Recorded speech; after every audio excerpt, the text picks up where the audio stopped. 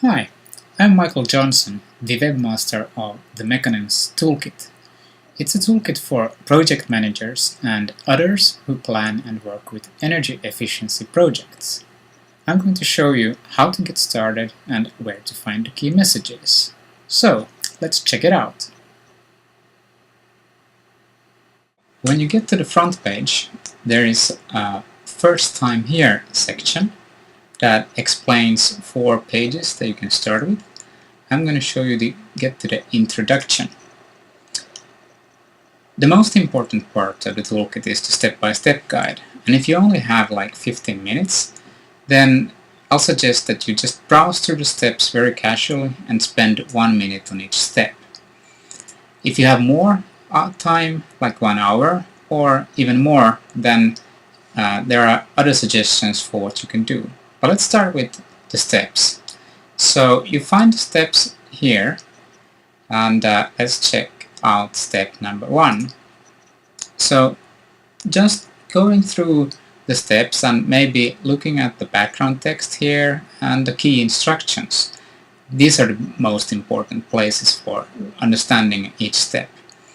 There are like 14 different steps structured into different aspects: understand, plan and do, and evaluate and learn, depending on what your challenge is and where you are in the project. So for each step, click on one, there is the background text and key instructions, but in addition there is also explanation, a quote about why you would need this step, and related tools and knowledge quick bites and backgrounds. But if you just have let's say 15 minutes, there's only about 1 minute for a step, so focus on the key instructions and then maybe browse through the steps like this.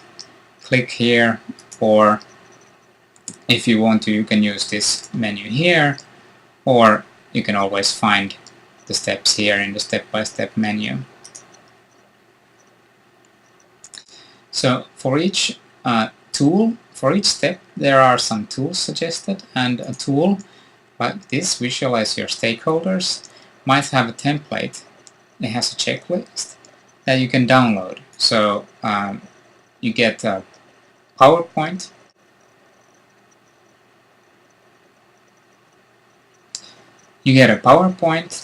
and some introductory text and tips for how to visualize your stakeholders. But let's focus on the web page.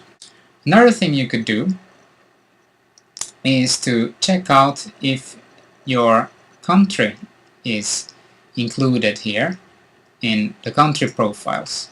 So we have a few selected country profiles with more detailed information, and if you find your country here, you can check out the information about it and all the case studies from it, or project stories without our experiences from doing something with this toolkit in this particular country, or maybe the country-specific links.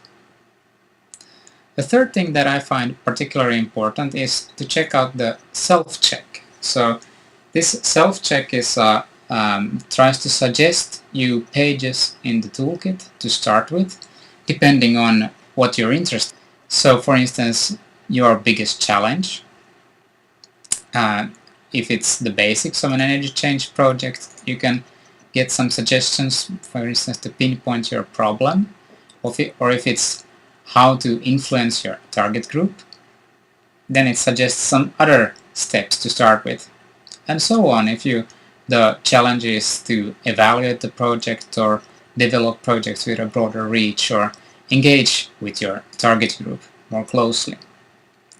And also the previously mentioned country profiles are here. So for instance, if you're interested in a particular country, you can get a case study or a project story for that country. And the same goes for our target groups. So we have also divided the content on the web page up according to the target groups. So we have households and consumers, municipalities and local communities, manufacturers, owners, schools, office and tenants, and so on. So for each of these target groups, you find some case studies and project stories that apply for that particular target group. And this is a case study. There is an introductory text, and then you get the if you want to get the full report. If you have more time, you can also start to engage with the more detailed information. You get all the tools and knowledge quick bites that are related to each step. They are also put together here on one page. And the same goes for the dig deeper. There's an overview of the backgrounds that are related to a particular step. Another thing that you could do is to check out the key instructions from 3 steps that are most important to you currently. So for instance, if you're looking for feedback, then you go and check out the key instructions and maybe use one of those tools and check them out. And also you can just see, do these steps, are they included in your project plan? So it's possible to compare, for instance, actions that you are planning to do with these key instructions, and that's what they're good for. By the way, the toolkit is summarized in 10 do's and don'ts. They explain the attitude and spirit in which the toolkit is made. So, that's about it. Thank you and goodbye from Helsinki.